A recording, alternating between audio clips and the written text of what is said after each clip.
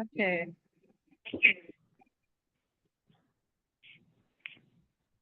So,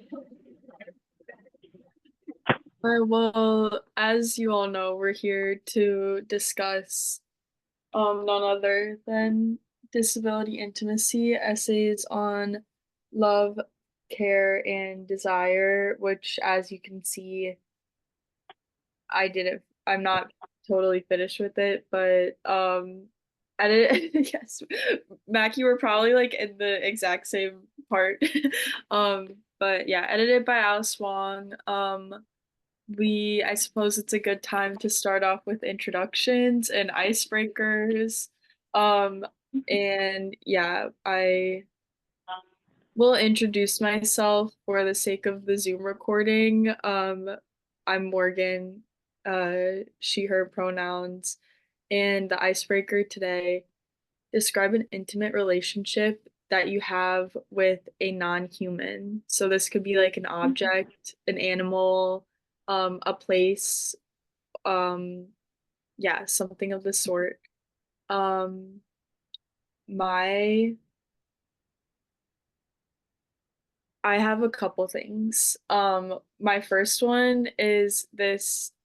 I feel like I sleep with a stuffed animal like every night, and I have since I was like really little. And like I feel like it changed like depending on where I am. Like if I'm sleeping at my in my bed at home, I have this really big black Labrador stuffed animal that I feel like is just it feels very like I love being able to like cuddle up with something and then like nestle it in my neck, and I feel like okay, that's what I look like when I'm ready to hit my head on the pillow, like I'm gonna go to sleep because it's just comfortable and nice.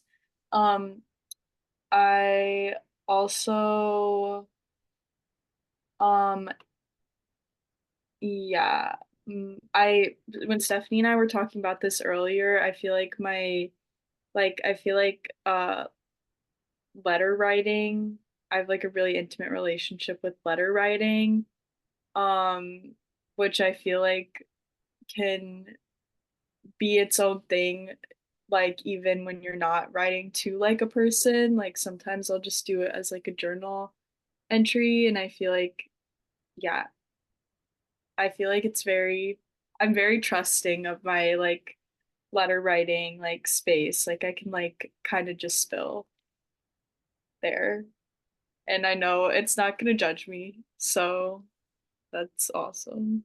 I'm gonna popcorn it to Mackie. Hello. I kind of have Mackie, she, her. I kind of have a similar thing, and that's just like my sketchbook. Like I take it everywhere with me, and I like never really draw in public, but I just like take it with me. I'm like, well, just in case. But like I think if my house were on fire, I would like grab my sketchbook because yeah, I just love it in there. I love using it. Um, All popcorn to D.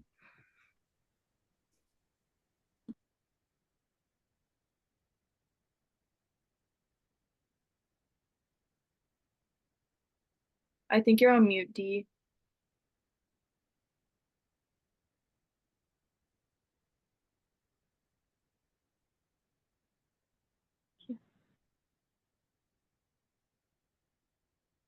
Hello? Can y'all hear? Yeah. Okay.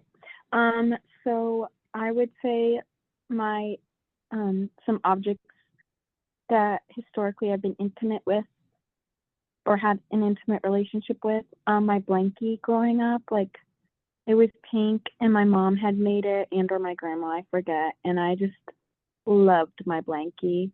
And I would always poke like because it was crocheted, I'd always like poke my fingers through the holes, and so there would be little holes in it. And then when we got my cat Mocha, rest in peace, I gave it to her because I was trying to be mature and big and outgrow Blanky, and so she loved sleeping on Blanky in her little basket. So it was nice. And then I would say two books from my childhood because they were books I just revisited a lot when I was younger. It's one is Kira Kira and the other is Al Capone Does My Shirts. And yeah, those would be my objects of intimacy. And I will popcorn it to Douglas. Hey everyone, my name is Douglas. I use he, him pronouns. I would say that recently it's been my balcony outside. I like sit out there most days, like when it's sunny in the evening. And then even that, like even growing up to my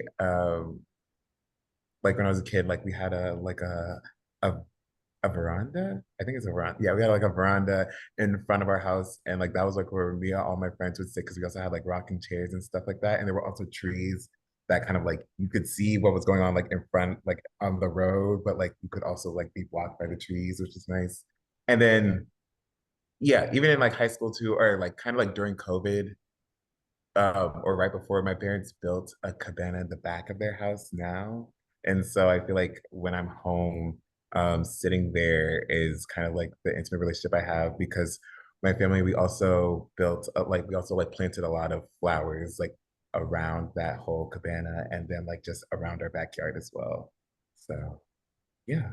And then I will popcorn it to Stephanie. Yes. Thank you, Douglas. So hi, I'm Stephanie. I use she, they pronouns, and I'm also Hardcover Hotties admin. I really like this question. Me saying that, even though like Morgan and I came up with it. I really like this question, but I would also have to say my journal. Um, I've just had it for so long and it's moved with me to wherever I'm at. Even my old journal that the latest one that I finished, I took it with me from like each place I would go, even though I knew I wasn't actively writing in it anymore. I just really found like it comforting to like have those like memories near. And yeah, I really value the time I spend on that. And I would say that this question was inspired by two of the essays in disability intimacy. There was one like in the beginning about someone sharing a story about their bond with their cat, and then another one with like someone sharing a story about the bond with like their service dog. And yeah, thinking just about my relationship to animals, I would say that generally I gravitate towards like the nostalgia that I have around like birds and like parakeets and like any like birds that you can like train to talk because I had a lot of those growing up. And my grandparents in their homes like still have like lots of birds that they like really like take care of. So yeah, that's something I really value. So to just help us step in to disability intimacy, I'm kind of just gonna branch it off of that question and those two essays that I mentioned. So something that I've noticed we've talked about in the past and is like noted in a lot of like contemporary conversations is how our relation to animals like reflects our own like values and how we relate to other humans and like marginalized humans, and whether or not that is something that is like looked down upon or easily like comparable for most people. I would say that I like the road that disability intimacy like takes with that. um oh, thank you, Morgan, for but yeah, those are the two essays that I'm referencing. One is in the first section, and I think the animal disabilities and intimacies is in the second section because it was an artist who had also made a sculpture of their dog. I couldn't find the second essay. This was just the first one. Oh, that's the first one. Okay. If I come across it, I'll. Oh wait, I just found it right now. The second essay is Love Letter to London. Is the one I'm referencing. So I'll type that in a sec.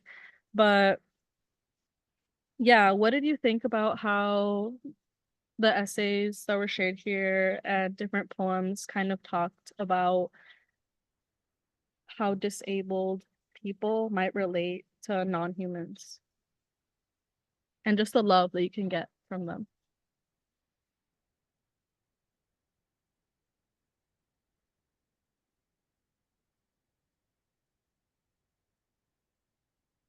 Can you repeat the question?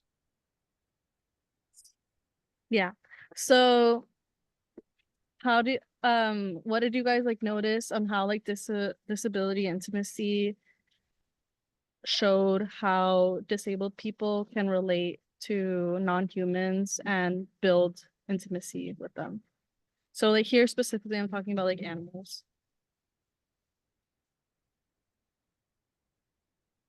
I didn't get to the second essay, but I thought the first one,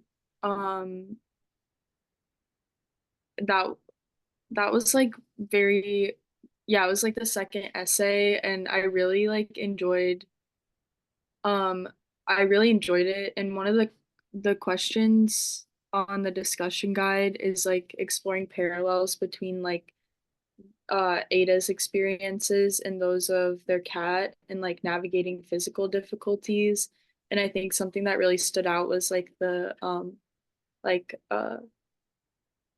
how they communicated with each other, and like how they were like really just um like I don't safe space for each other, like when like Ada was having like bad days, like Rosh Hasharon Mm-hmm. Rosa Rosasharon would like come and like sit with her and just like be there for her, and like even though they like weren't speaking the same language, like they were able to like see in each other like what uh like comfortability and like safety and like felt like. And I thought that was really nice and something that like I think is really a lot of like pet owners can like identify in like relationships that they've had with like intimate relationships that they've had with like a dog or a cat. Like yeah, like they were there for me when I was like when I needed them to be, and the same otherwise. So Morgan just mentioned the discussion guide, which I put the link in. So one of Alice Wong's friends, Esme Wang, made like an accessible discussion guide with specific questions to like each of the essays, which is so awesome. But I linked that PDF if you guys want to reference that. And also, hi Lauren.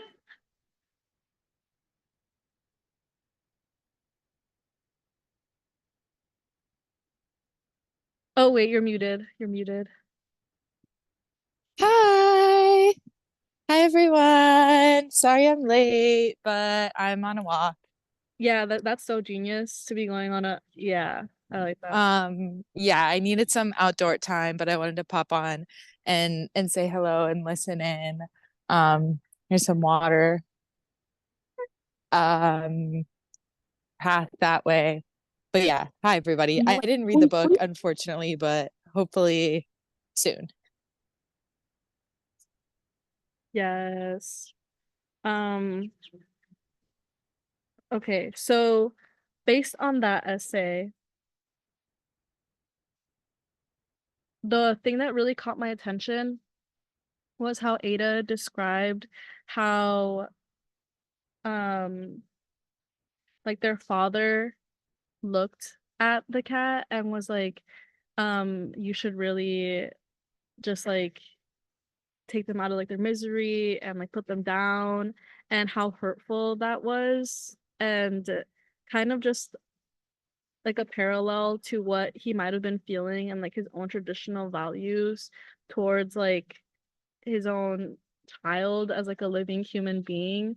And like how disposable like that relationship also was, like knowing that they had something like special, but seeing like, oh, maybe you should just like put them out of their misery, which definitely in various forms comes up throughout like various throughout like so many of these essays, just talks about like eugenics and death and relationships with death.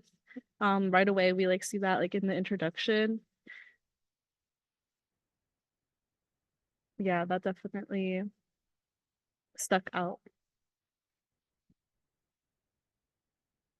Okay, so I must preface, I also haven't gotten a chance to read the book yet, but I do feel like when it comes to people who have live with disability and their relationship with like animals, I think like it like disrupts individualism to a certain extent, like living with a disability, because some part of your needs is dependent upon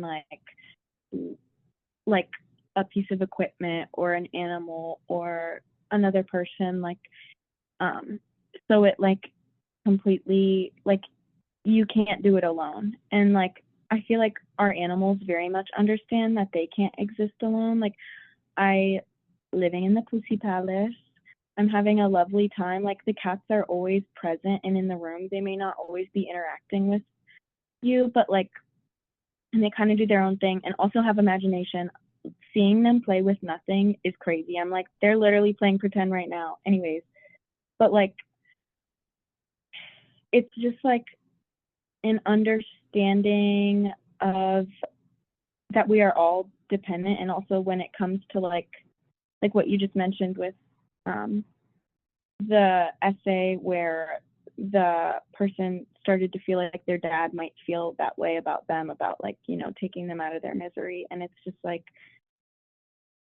and how hurtful it is, because that cat is probably an extension of that person. And it's like, to be like, it blurs the lines between, like, I think it blurs the divisions of like what is worthy.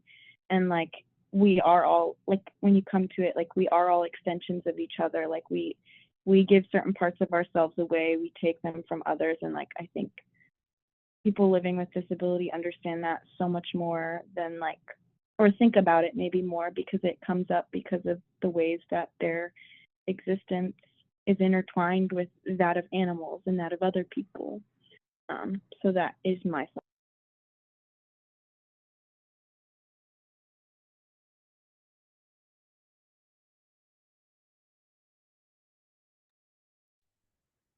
Maybe to expand on like the topic of like animals, something I think uh the use of like the camera is something that came up in like a number of essays, as like people having like intimate relationships with the camera, and like portraiture as like a way to heal one's relationship with like um their like own body, and like challenging um norms and like art.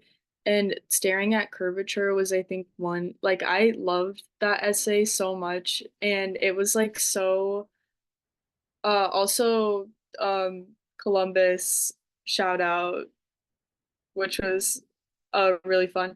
But it was so like the different I love a footnote, and I think they like the author had like a lot of footnotes referring to like, oh, if you want to learn more about the phrases that I'm using, check here. That was really exciting. But so that one I think talked a lot about like one's intimate relationship with the camera, as well as Pleasure is the Point on Becoming a Pleasure Artist by Sammy Schalk, which was another awesome one. And then with other intimate relationships with objects, just like the use of, at least in like the second part, was the use of like kink and like toys, and exploring intimacy and like disability intimacy in particular. And I think there was like one Oh, Know Me Where It Hurts, Sex, Kink, and Cerebral Palsy, when they talked about like pain tolerance and like kind of like ref how, like what their journey was like in exploring kink with like a partner whom they were like able to like felt comfortable exploring like these things with. And yeah, they were uh yeah, just talking about like all the different like toys they were using. And like I think that's that was expanding on the animal topic. So if you guys have anything on that.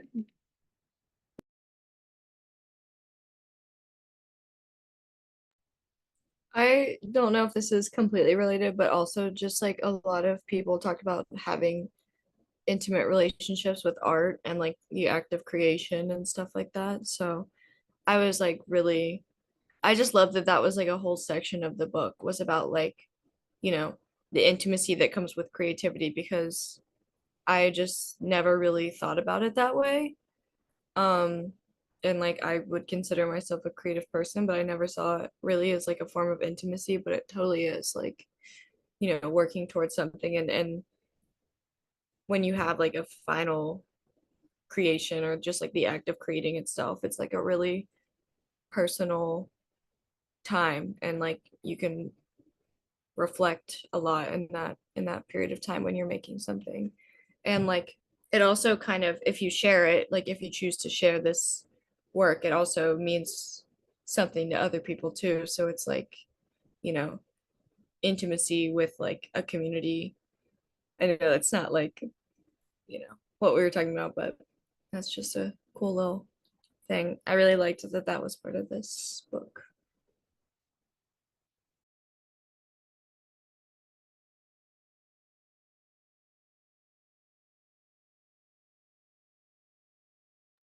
I also enjoyed that. And even though this essay was more so like in the beginning and didn't make it into the creativity section, I think this is probably like the third essay. But the one, okay, see, there's so many, it's hard to keep track, but it's one where a caretaker and the disabled person, they both decide to like embark on like a photo journey of what it looks like to do caretaking. I think it's the care during COVID 48, yeah. Um so I really liked all the pictures that were in there, and I appreciate Alice Wong for making like this book and also like her previous book so like interactive. But for the during COVID, this was like my favorite picture from it. Um, so there you can see like they're being dried. It says a portrait of Kennedy's face and Marley's hands surround it with a blue towel, drying them. I really liked how the isolation of COVID was fought against by like so many people through documentation, even of like loneliness. And we got like very, very popular examples of that through like Bo Burnham doing like the all of that like really everyone was talking about. But sorry, there's a thing going by. But I feel like there were so many smaller versions of people just documenting themselves. One way obviously was through like TikTok and all that stuff, but also just like seeing where people gravitate to like look for community when they're in isolation or when they are like in like a smaller like pod where like these two were able to build like a relationship with one another and kind of just grow to like understand the complexities of like both of their needs. So when like Marley was talking about taking like extra precaution and like not using public transit because they didn't want to endanger the livelihood of like um of Kennedy, the person they were caring for, and Kennedy also just like being open with having these pictures taken and showing how like intimate it is, not only like the artistic like process, but to see like what it takes to expose yourself to like another person and deciding and when that doesn't like equal intimacy for themselves. So here, like in this relationship, I appreciated like the back and forth conversation of them deciding that this was like a very intimate act. And I thought it was, there's another essay that I unfortunately cannot think of the name of right now. I think it might be in the second essay. Maybe it's like the one about desire to be touched or republic. No.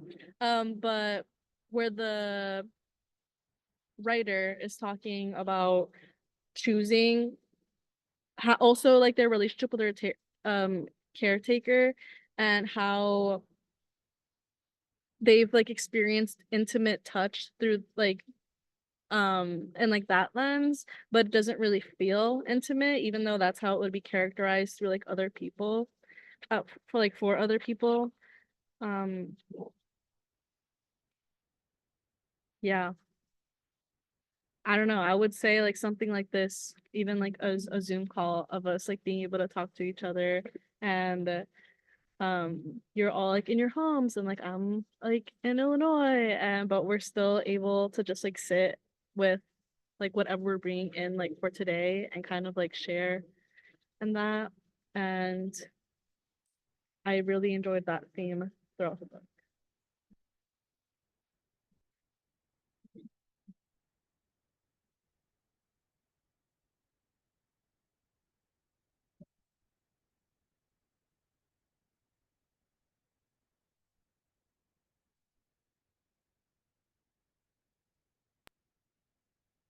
I thought the I feel like, yeah, I just thought about this part the most just because I just finished it, but the pleasure and desire uh part I just thought was like so interesting, and like I feel like all of the essays about like there were one, two, three essays about like BDSM and kink, and I just thought they were all just so cool. And the one, how I'm navigating play parties as a disabled immunocompromised kinkster, I they had like referenced being in the pandemic and then doing like Zoom play parties, and then like how like and that I was like, I didn't even know that they were doing those. Like that's so like, and it's so like they're, yeah, definitely like the pandemic mm, required a lot of like imagination and like how to like access community. And I feel like it was like, it's, yeah, people were still able to attend play parties in a way that looked different, and now that has changed the future of um play parties in a way that is increasingly more accessible, which is cool, I think.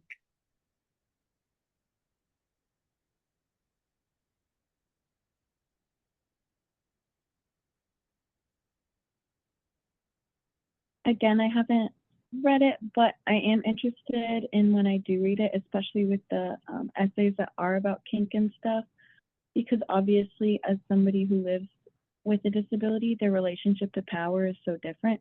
So the things that like might draw them into BDSM in the kink community, I'm like really interested in like how just their perspective and experience, because yeah, and also it does take a lot more imagination even to like live as a person who is has a disability, because the world is so obviously limiting of imagination and creativity, but too like you really have to create a space for yourself, because I mean there's so many eugenicists that are just trying to cut you out. So like also just time, like for people who have difficulty communicating and things like that, like what, like how they have to creatively communicate, and also just internally, like what imagination is going on while they are unable to. Because I'm excited to hopefully, I mean, it's okay if those questions don't get addressed, but I am very interested in how that, plays a role in a disabled person's experience.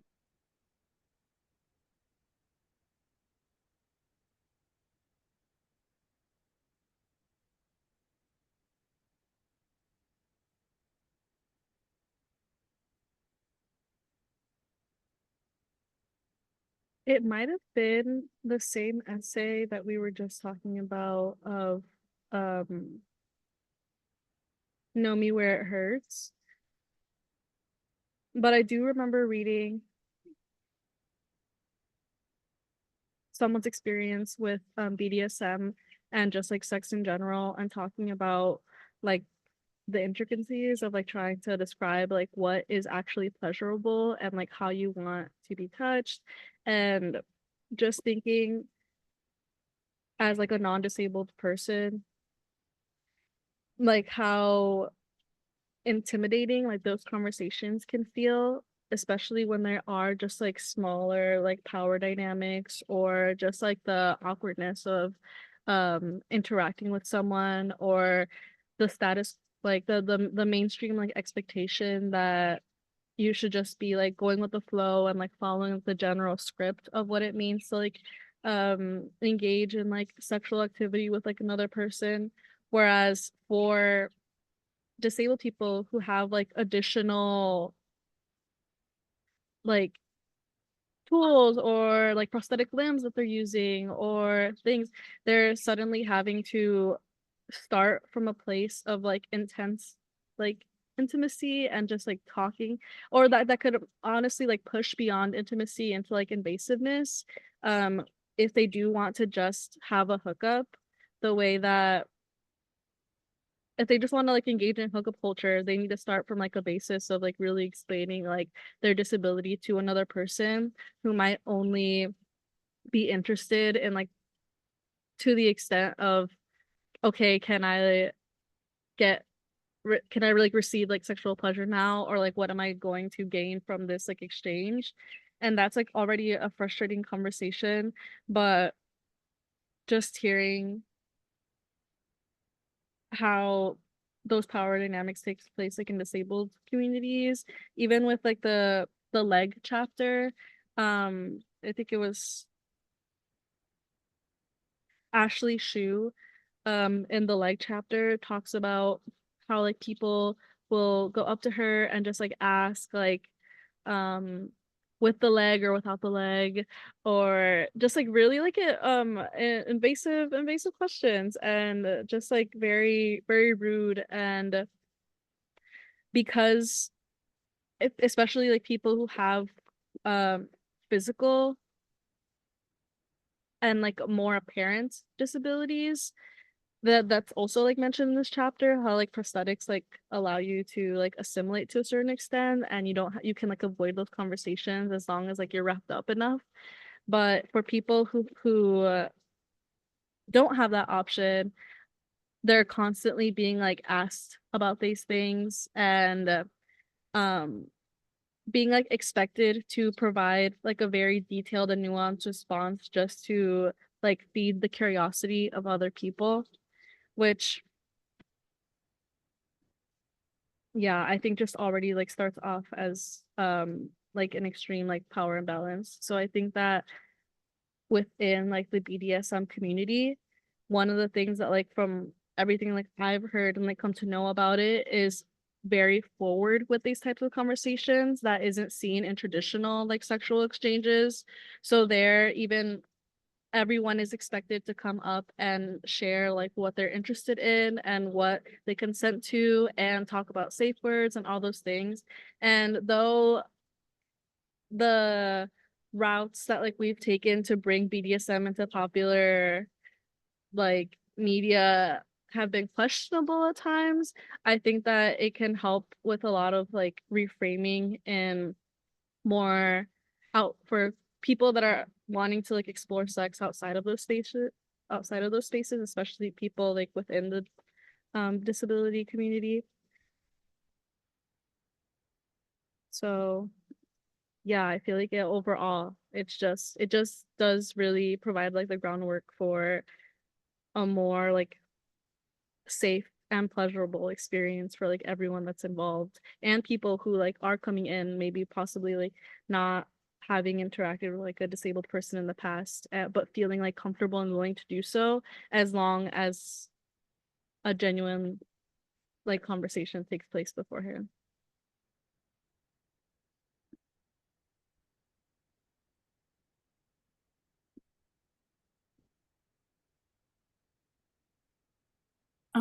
This is reminding me of this short film that I watched about this woman with cystic fibrosis, and it's like starts off right after a hookup.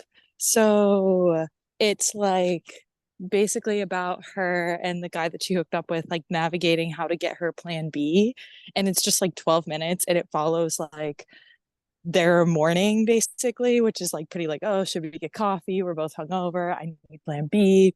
But just in their conversation, like there's so much that they have to navigate to like get her like power chair out of the apartment, and to get to the pharmacy, and to like do all of these things.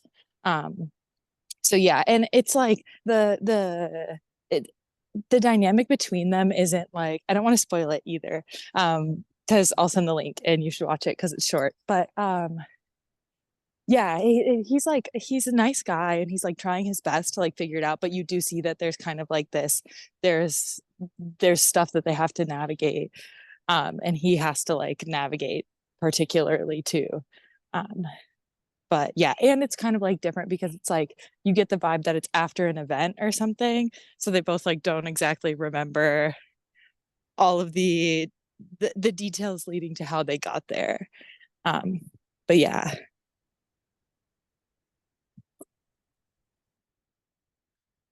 Yeah, you should definitely send the link if you have it, because that sounds really interesting.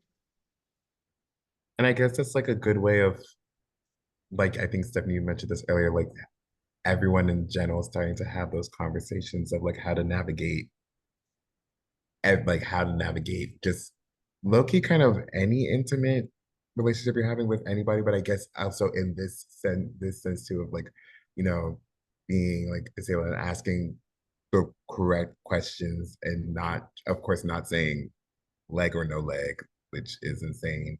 Um, but basically also have those questions. And it just made me think also too, because um like I have a friend who is like disabled, and I guess he has just like gotten into a relationship.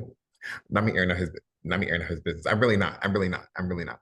But like I remember when he first got into the relationship too, like people a lot of his like other friends too would like ask him kind of like,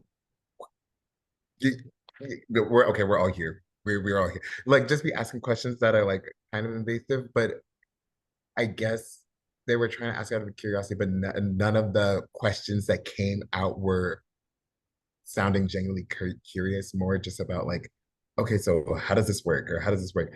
Nothing along the lines of like actually being like, okay, so how does a relationship look like for you? Or how does like how were the conversations you like had with your partner? I mean, okay, that's also kind of nosy, but like how receptive was your partner to those like conversations in that like that kind of sense too. So I think that's also very interesting. I would like, of course, want to see that film because I think people love like watching movies like that anyway. So I feel like that would be a good conversation starter to like at least share out with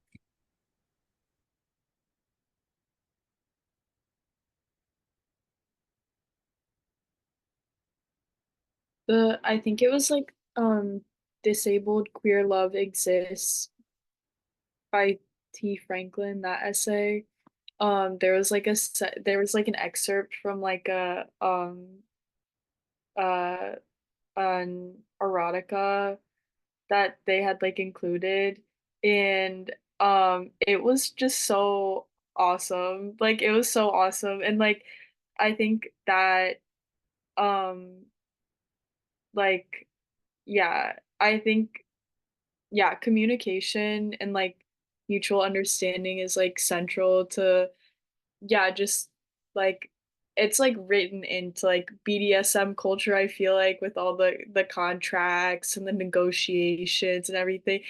But then like with any it but that is something that yeah, should be the case for any like intimate scenario of like physically or not, like intimacy is like at its core, yeah, like mutual knowing and understanding. And um the something that just like stood out to me in like the excerpt was like how the this person's partner had like, or maybe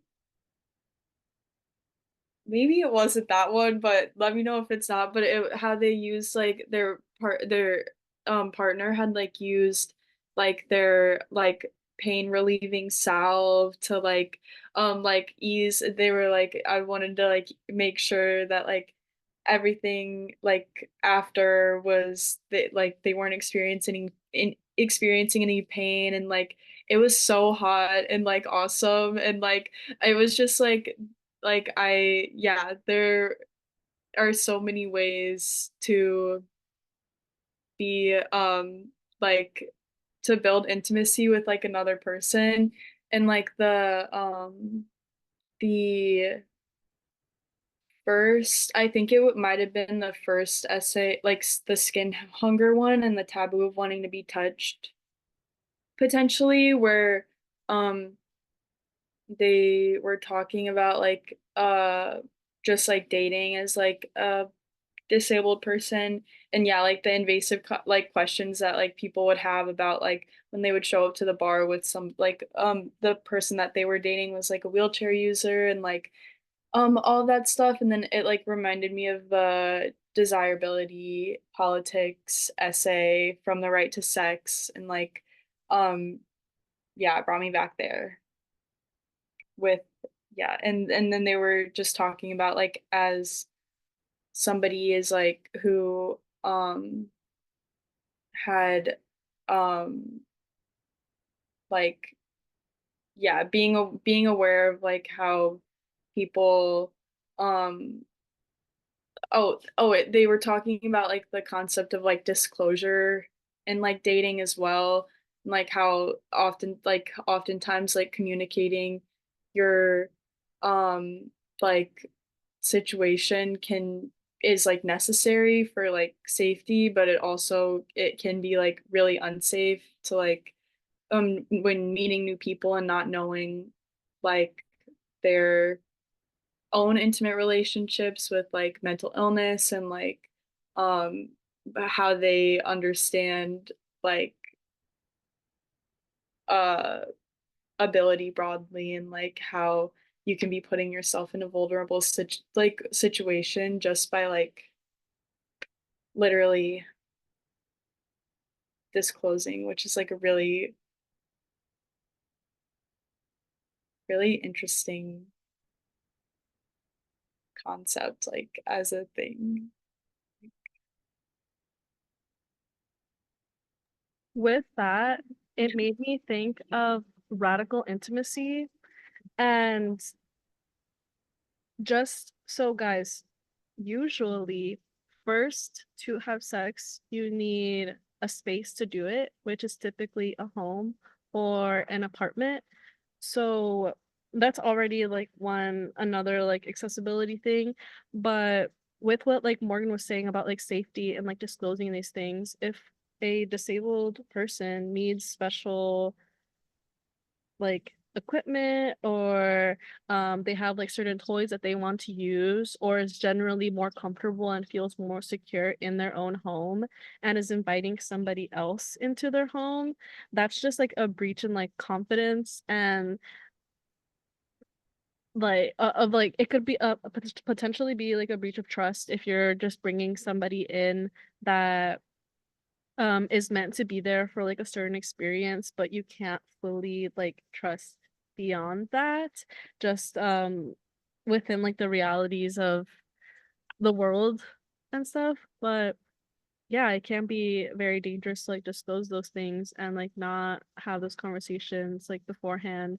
And you see that in it makes me think a lot about like values based building like relationships off of values and the inclination to participate in hookup culture, which is like it's a whole other thing.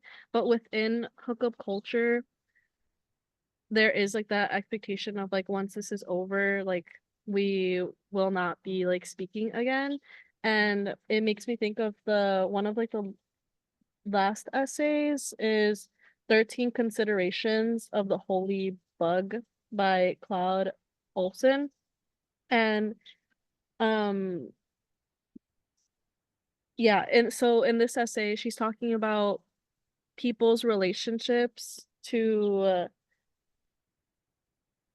midges is like the phrase that they use. So like short people and people who are general who are viewed as like abnormally short, and how midges have their own categorization and like fetishization of people like really interested in building a relationship with her. That and she kind of just like shares a few like anecdotes about like being in public and people kind of just like saying comments, or more relating to like what I'm saying now is hookups that um the writer has had, and talking about how weird things would be said or kind of just like rude things. So like one of the things that was written about was an experience where their date picked them up and was like, "Oh, are you even able to like ride in the passenger seat, or like should you be in the back?" And was like trying to make a joke, and how she kind of just expressed like how that made her obviously uncomfortable, but also there was just this expectation this like yeah, this expectation that she should be like happy with like what she can get. And so much of what was shared here, and also that like linked back to the right to sex and radical intimacy, made me think of this Broadway show that Morgan and I watched called Strange Loop, about a um black queer fat man navigating love in New York. And there was also just a scene of fetishization like in that play, but he was just like, "Oh, well, like I'm happy though that like someone is like paying attention to me and is like willing to kind of like engage in like kind of like reciprocate like sexual like connection with me and all those things." And then post that experience is like felt like very like empty and just like kind of reflecting on what brought them like to that point. I'm kind of losing where I started. I was okay, wait, what was the original point? But Um, but to go back to like the to go back to what you said, I guess, about like if somebody, how do I say this? Somebody feeling like they're doing you a favor for being with you, that it's that's a very like, I don't want to say it's like a, it's kind of like a white liberal thing to do. That's in my mind, like that's kind of how I see it. Um, but yeah, I feel like a lot of times it's like, and it's not just white liberal people, like it's everybody. It's all different types of people that are like, oh, okay, I'm right, I'm rooting for you, or I'm fighting for you, or I'm, you know, fighting justice for you. So you should be grateful that I'm even doing XYZ for you.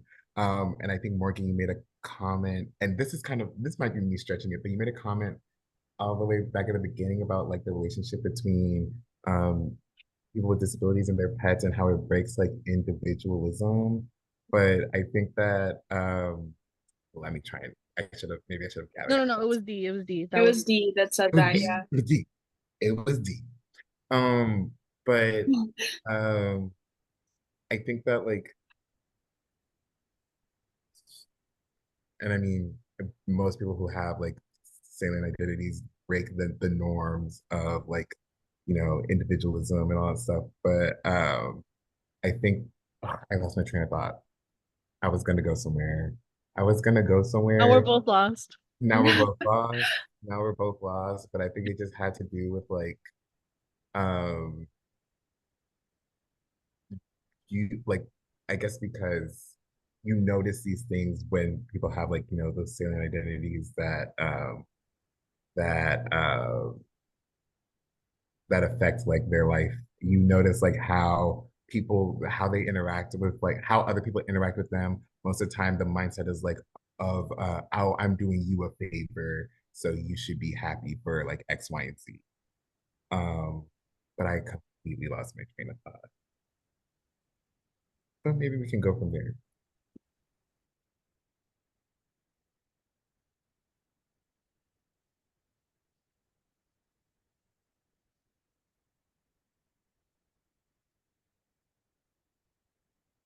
And also the expectation of that party to be like if somebody makes a joke about them, even though they're like with them. For example, like if your partner makes a joke about you, or whether it be like your race or your disability or like your sexual orientation, how you're supposed to just be okay with it because at least they're with me for being with me sake when everyone else in the world is against me.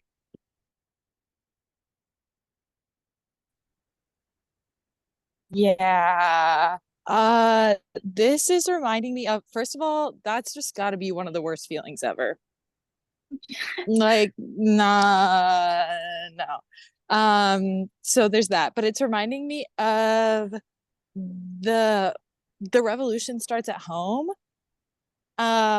Some of the essays in there, I think that there's one where they're talking about like it's the essays by a disabled person, and they're talking about how like caregiver abuse, like emotional, like mm, like mental and low key physical, like kind of proliferate because of that same idea. Like, well, I'm with you, so you should be grateful that I'm even here caring for you in the first place. And not everybody would do this, and I'm so like kind and caring and great for doing this in the first place, so it doesn't matter how I treat you because I'm here. So yeah, that's it's I have the PDF literally from whatever, I think that was during the right to sex meeting, that was sent and discussed. But yeah, that reminded me of that, and I'll send what essay it is if I can remember. And then point two, I'm thinking of the last essay from him, me, and Muhammad Ali. This is kind of like going way back. Um, but I'm just thinking about that when the main character who is like, I forget what animal it is, half animal. It's like a ibex. Yes. Half ibex, and like her dad wants her to go through and do the like have the surgery for her to be a full person because it would make her life easier and make everyone else's life easier, but she doesn't want to do that, and she's like, there are people that want me as I am, like why do I have to change? It's just reminding me of that. So yeah.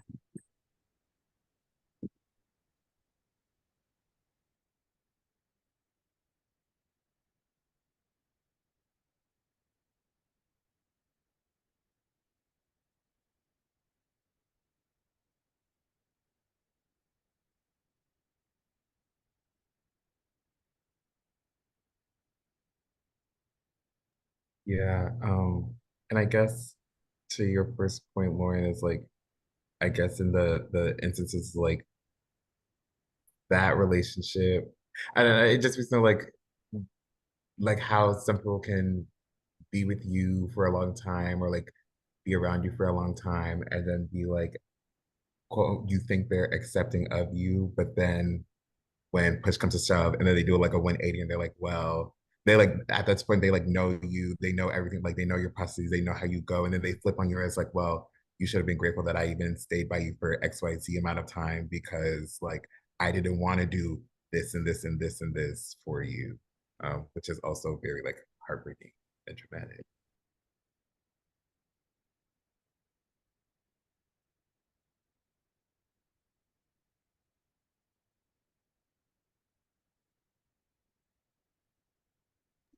I mean, it's crazy just to think about how many of these conversations are just like moved, placed into kind of the interpersonal realm where people can just like talk with like whatever like first comes to mind or without any knowledge behind it, when so much of what we read here and like personal interactions, especially when they relate to intimacy, do revolve around health, and like that's like the foundation of that exchange.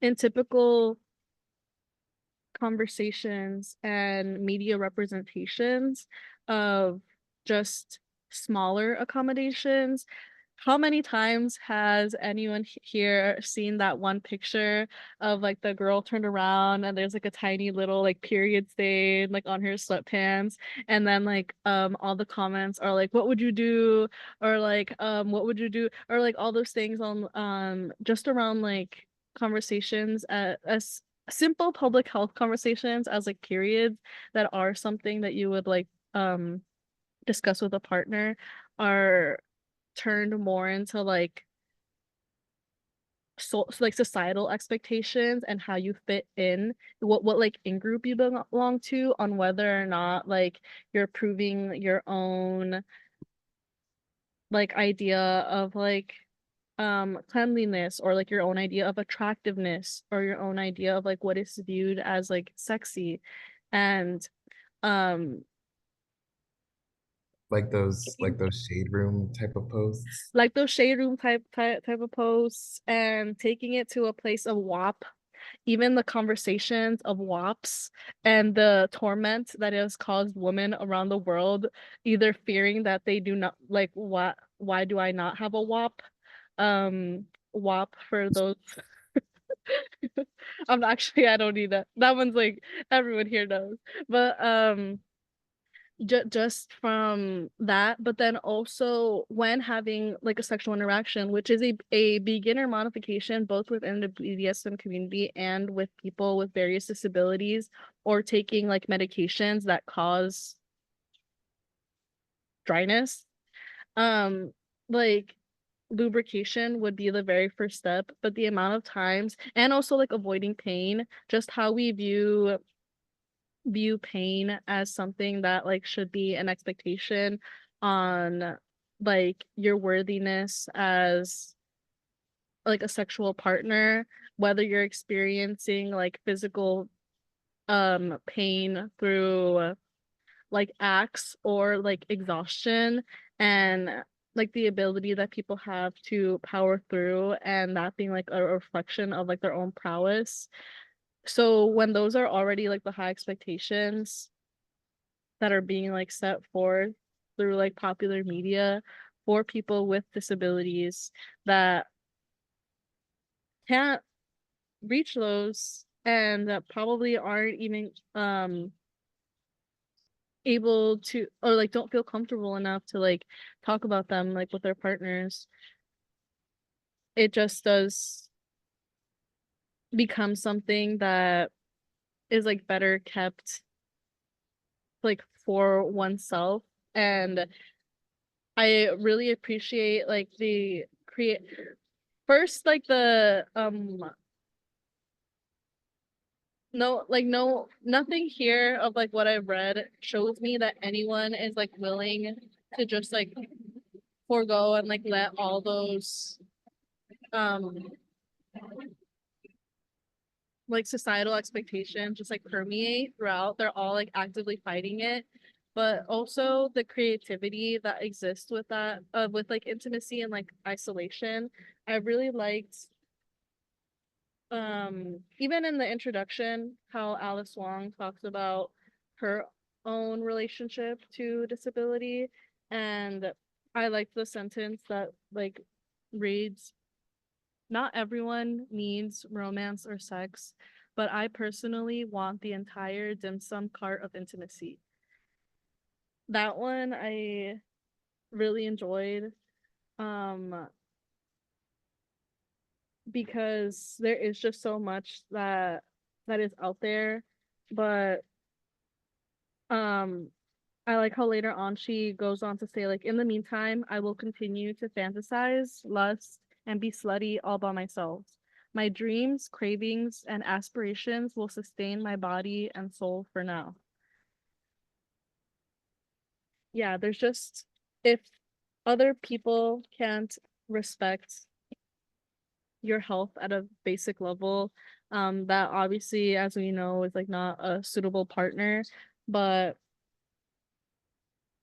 taking that beyond, like using like your own imagination and online spaces to like find those things is very powerful.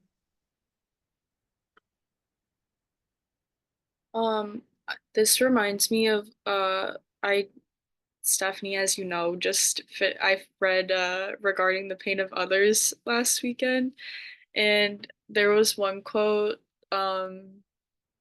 that you had underlined, something along the lines of uh at the point that like people are like, for context, the she she talks about like the um images of um depictions of war and like war photography and everything. And she talks about like at the point that people are surprised by like depravity or like disillusioned by depictions of like war, that like you haven't reached like a moral or psychological maturity yet. And then like also earlier on in the book she talks about how like the our imagination is like lacking, and that we have to like have like in order to like believe that something bad is happening in the world, that we need to like see it before our eyes, is like also an indication that like our ability to imagine like and also feel empathy towards like horrible like things and like like I feel like that like concept that like is kind of it parallels like, oh, bye Mackie, have a good night. um yeah, I think it like kind of parallels this like idea that like our collective imagination is very much lacking, especially in like in terms of like the intimate and the erotic, like because of just the well like norms that are imposed onto like these um uh interpersonal or intrapersonal experiences of intimacy, and it's very, yeah, one dimensional, like the fact that like, and there's no, where's the creativity, where's the imagination if we're like surprised. Like I think I don't remember which essay it was, but it honestly might have been the disabled queer love exists essay also, but talking about like just like scrolling through videos like on social media and like seeing like two disabled people in love and like just reading like through the comments and like the yeah, like I think that we're really lucky to have this book and like to have access to this, but it's very like the world is so effed up. um yeah, I don't even know what if that was coherent, but As someone that did not read the book, first of all, that was very interesting, Morgan. Regarding the pain of others has to be up next on my reading list. It's got because it's short too, right? Okay. Um, I feel like this could potentially tie in, but I was wondering if they talk about like reaching climax in the book at all. Like if that's a topic that's like at all. And where I feel like it could be relevant is the collective imagination thing, because like it's the whole, if you view sex with the whole point as reaching climax, like that's you're leaving out a bunch of other uh options and ways to feel pleasure. And then that kind of puts a whole like that makes me think of the right to sex and being like, oh, well, like if that's the end goal and you it's like your idea of what it is, I feel like, you know, yeah, just wondering. I feel like the um one that stood out to me on like talking about like pleasure and specifically orgasm during sex was Republics of Desire, Disabled Lineages of Longing by Leah Lakshmi Piepsna Sama Sinha. And that essay, their writing is just incredible. And like everybody needs to read Care Work, which is also their like own collection of essays that they did, but this one they write a lot about like very openly like masturbation and then also being like just yeah, their like sex life and what intimacy looks like as like a like femme fat um brown mad disabled person. And like they talked about like during COVID how like things looked like different, like very different, like living alone for the first time in like 45 years, and then like exploring what like they building like intimacy with like themselves at like as like in like middle age. And yeah, talked a lot about like I think it was this one, but they were just like, yeah, at a certain point I realized like, yeah, I'm better at like I have more fun with myself than I might have with like other people. And yeah, it talked about like how when you're alone you can have like literally explore like the far reaches of your imagination and like um yeah, and fantasy and without and yeah, and like talked about how that took like a really long time though. Like it took a lot of like internal work to be able to like reshape what desire looks like, especially like in a pandemic when you're like you physically don't have access to other people. And then um yeah, that was Stephanie, do you remember if there were any other? I actually was going to mention that same essay because I don't think any other explicitly like focuses um on orgasming or like going into like that much detail. I think that the Republics of Desire did do that and give it justice.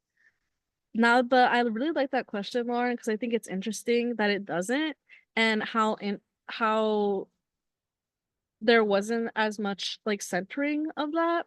Because if you would have asked that and like I wasn't thinking, I would just be like, no, that doesn't really like no, that's not really like explicitly like talked about. But it is, but in definitely a more like intimate way with coming into like oneself and building your own relationship on like sex and sexuality, which yeah is definitely like a reflection on like what is valued and what types of like pleasure is like if there is like a hierarchy that exists like within pleasure, or how like sexual gratification or orgasming like comes, because but yeah. um yeah, because even thinking about people invalidating like the use of like toys or like vibrators as like a cop out, whereas like in certain spaces that's like the only thing that would work. So yeah, it should be like readily accessible and discussed with like all people.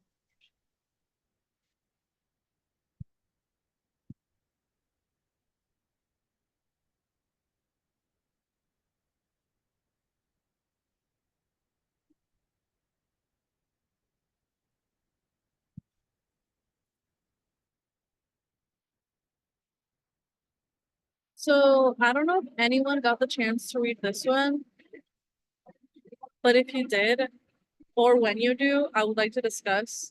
But did anyone read the Profoundly Together by the Redwoods on plurality? Okay, I'll do a quick summary. Um, because this was one that like stuck out to me, and I reread it because I was like, oh wait. I started it off like reading it, and then I was like, wait, am I not understanding what's going on? And then I reread it and I was like, oh wait, this is different. Um, so Profoundly Together by the Redwoods. The Redwoods is a plural system. So someone who has like dissociative like identities, and like their own discussion on like people who would step forward and building relationships as a system and not just like a singular person. So one of the things that like was talked about, like used to describe traditional modes of like partnering, was like um singulars or like singles, and then like plurals and like plural systems. But yeah, one of the things that like caught my attention, even though like I'm referencing it, just was creating intimacy. That essay really focused on the intimacy that exists within the Redwoods system, between other plurals who would like come forward. They would build relationships like within the system, but also have a desire to have a relationship with like other people, and kind of how the Redwoods would like find people who also identified as like like plurals, and like moving through the world in like plural systems, and just like the relationships that were like created with that. And they also like mentioned like physical intimacy between like the systems, and kind of just between the plurals within the system would have a like sexual relationship that would manifest through masturbation, and just like letting like the minds kind of like interact with each other. Yeah, I don't know, just whenever you guys read it, I would want to kind of talk about it with you, because I thought that one was so interesting. Yeah, and what I do, maybe we might have to have it in a in a simpler term conversation, just Yeah, because. I did So, reread it twice. I was like, wait, and then I was like, oh, okay, okay. So me well, saying that out just for loud probably sounded clarification, confusing. you said that the redwoods are for people like are like it's like a group where like people have like DID, right?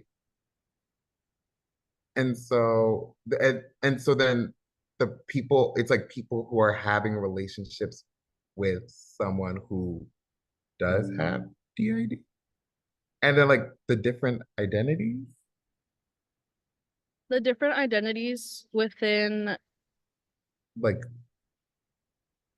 the redwoods and their identities is a system. okay. So that's people with the ID, their identities having an intimate relationship with each other, but only some of them. And Mm, how that's sorry, okay, that's a better way to explain. Okay, with and each how other. those would manifest through like mental like communications between Okay. them Okay. and like physical masturbation. Okay. Yeah. I'm here. Yeah. I'm here. But I guess in a way, and maybe I should just literally read the essay. Like, wouldn't that be like helpful in a way? Because I guess it's like you're having like more of an interaction within, even though it's like different identities, it's like you're having interactions within the system, making it more like seamless and making it more like, Mhm. you know, cohesive. Yeah, Yeah. yeah. So I guess like when you did read it, what was like one of the first questions that like made you pop, like what was one of the first questions that like kind of popped into your mind, or what was one of the first things that made you have to go and like reread it again? I think first understanding plural systems and what that meant, which yeah, that was like the first reading. And then I think a question that came to my mind that was answered like later on throughout that essay was just consent with the different plurals that were like within the system. So with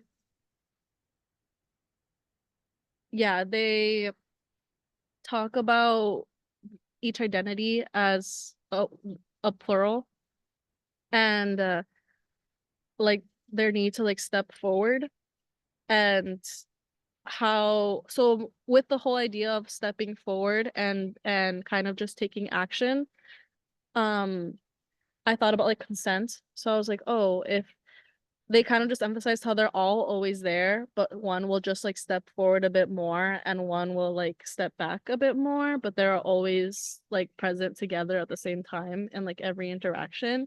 So I thought about like consent, especially with like sexual relationships, because they talked about like engaging in that. And they said that that road like really requires a lot of conversation with whoever their other partner is and just like explaining um how maybe someone will need to take a break during or how they won't always be able to have like a consistent connection because they have to like also tend to like the needs and like own desires of like um plurals within the system. So, but they also answered that and just um said that they would listen and all decide when it was like most like appropriate to have someone like maybe take a step back or step forward. And yeah, the idea of consent was something that really like caught my attention, but was like great to read about. Yeah, that's interesting. And I look forward to talking about it whenever you guys get to that one. Mhm. Is this profoundly together? Yeah. I didn't get there, but Yeah, that one was profoundly together. Um I one of the things that I really like always that like is mentioned by Alice Wong and mentioned throughout, but also bringing it back to kind of just like book club stuff.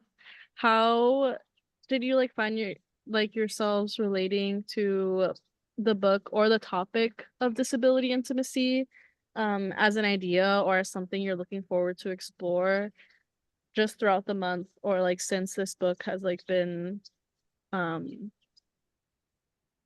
like introduced, or like stirring around in your head?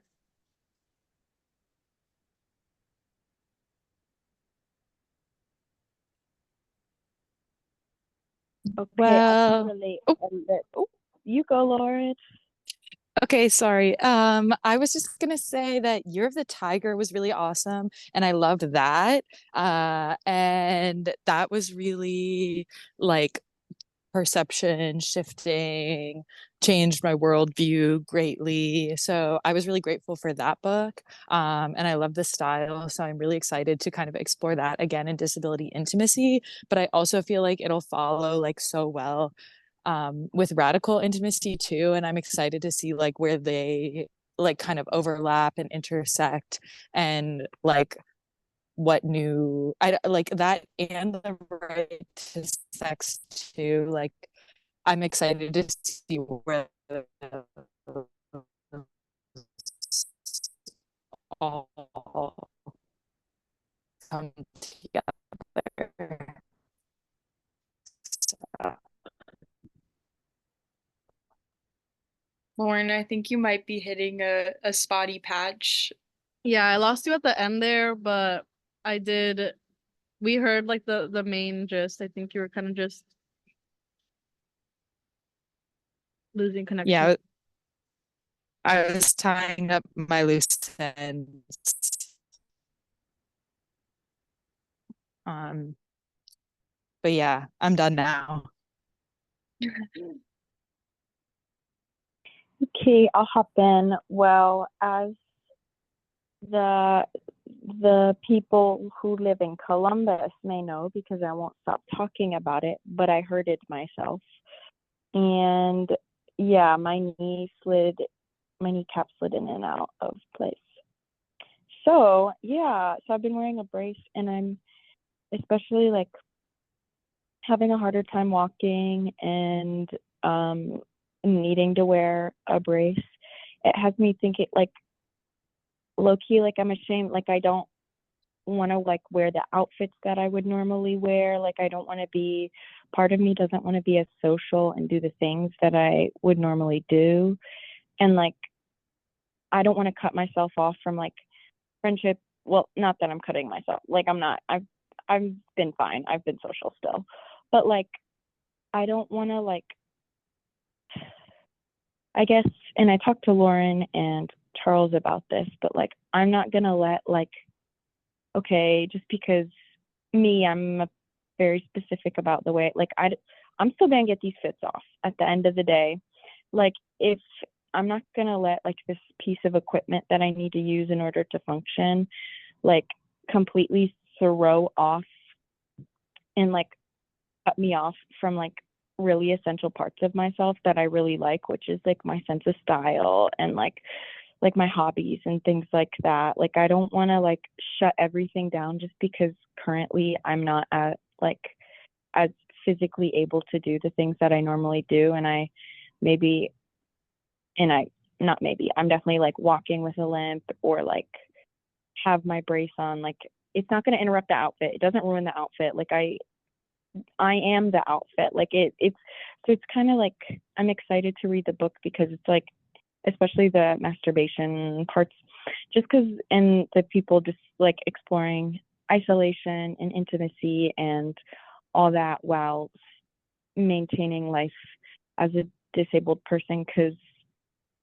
I feel y'all, like temporarily, it is a temporary thing, but it's still like, it's, I think I'm gonna like really have different eyes when looking at it, especially because one thing I've noticed is like I feel like I have to keep reminding people that I like am not at full capacity, and I'm sure that's the case for people who live with disability.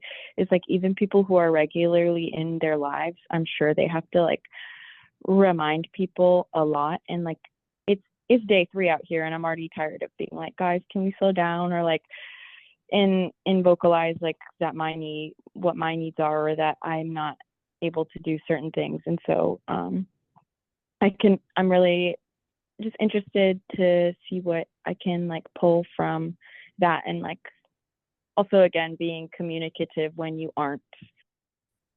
Like, I still deserve to explore pleasure and feel pleasure and like do things that give me pleasure, but how can I be proactive in my communication about how the pleasure is going to have to be a little different. So yeah, that's me.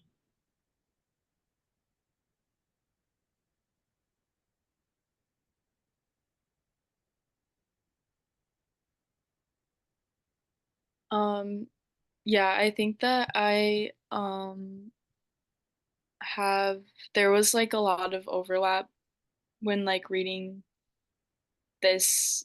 I think like I think that radical intimacy is like such a good term, and I think that a lot of like the stories of like disabled love and like disability intimacy broadly were representative of just like really radical ways of being intimate with like yourself and like the people around you.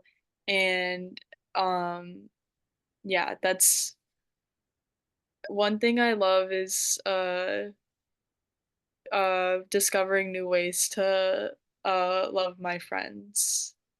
And the and yeah, I think that like there's yeah, I'm excited to finish the book because I think that there are just so many other things that they're gonna cover, and I'm have been like exposed to a lot of like new writers that I didn't know, so I'm excited to like look more into the people who were introduced throughout like this anthology. And I just like downloaded the collected schizophrenias, which is like the essay collection by like the person who wrote the discussion guide. Um, and yeah, I think there's a lot of, I'm excited to read Profoundly Together also. And yeah.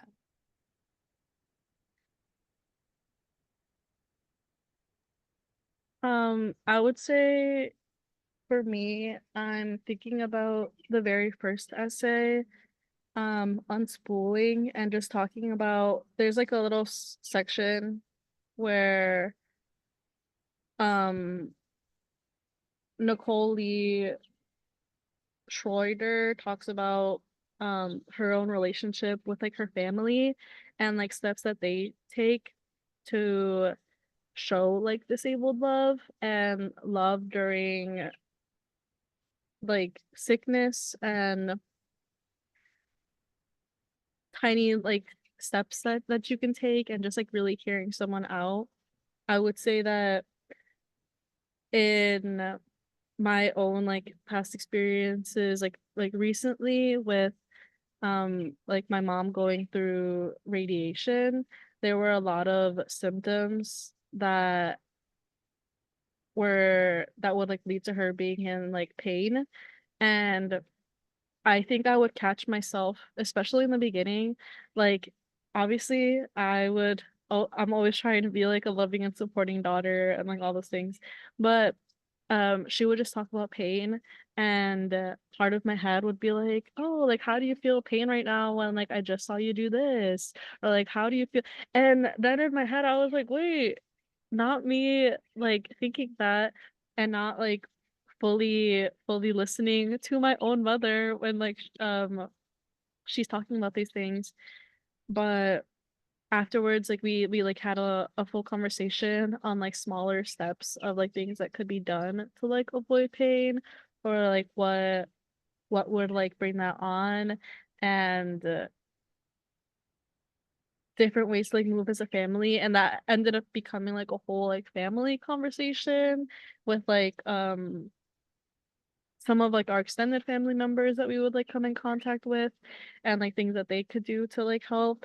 So just seeing the openness first on like her end to like share like her experiences, but then the receptiveness of like the people around and willingness to just integrate like smaller versions of like accommodations like into like our lives. And yeah, just a personal reminder to like first and like foremost always fully like listen to people and take what people are like sharing like with you as like truth, and really wanting to be at level with them. And even D, with like what you just shared now, like that really just encourages me to kind of just always take the extra push to check in on like the quietest person in the room, maybe, and just like understanding like what it could be that like is like um what could make them feel like more comfortable or make like an interaction like more accessible and as a group. Because yeah, I think that in community like no one should be just like trailing off like at the end. So I really want to integrate all those lessons into my life from this book.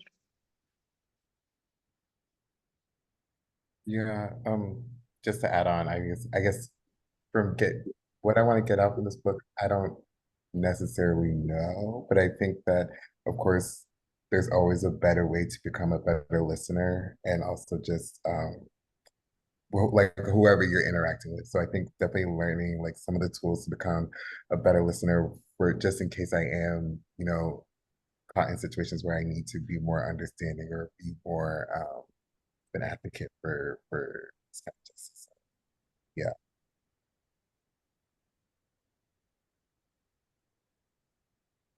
Well, with oh, sorry, did you want to add something more?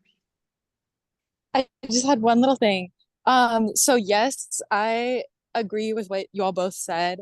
Um, yeah. Oh, there's always a better way to be a better listener. That was really good. I'm gonna remember that one.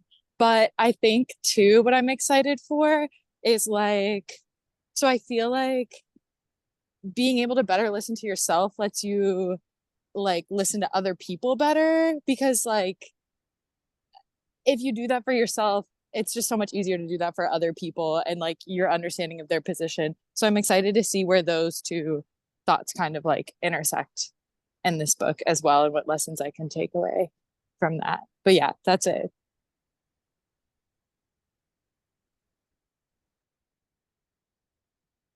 Yeah, and with that, um, we really thank you for spending time with us today to talk about this book and just always being such good and supportive friends.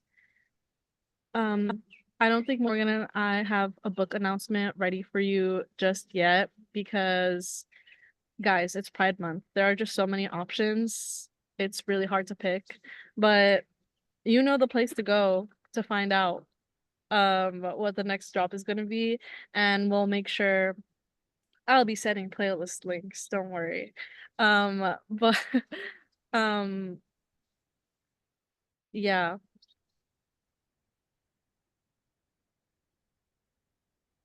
Sorry, I feel like my connection is lagging a bit. But Morgan, if there's Well,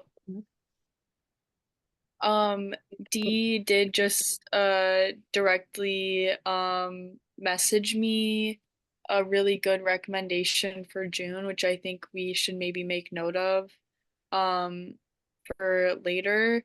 Um Oh, I Potentially wish. Andy Cohen's memoir. No, I was kidding. Just because he's like Messy Boots, king of the Housewives franchise.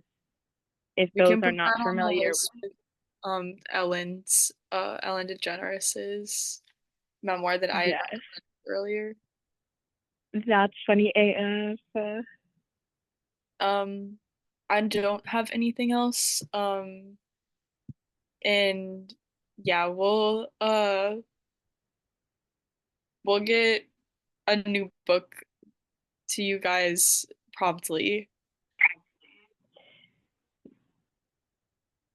In the meantime, we can read the one from this month. Yeah, in the meantime, pick up Disability. Yeah. It's on Spotify. I don't know why I didn't look it up sooner. Included with premium. Yeah, I didn't see that the book. audiobook one. But thank you guys. Thank you all. Have a good week. Have a good Thank you, rest of your guys. Sunday. Hardcover Hotties. See you. Have a good night. Bye.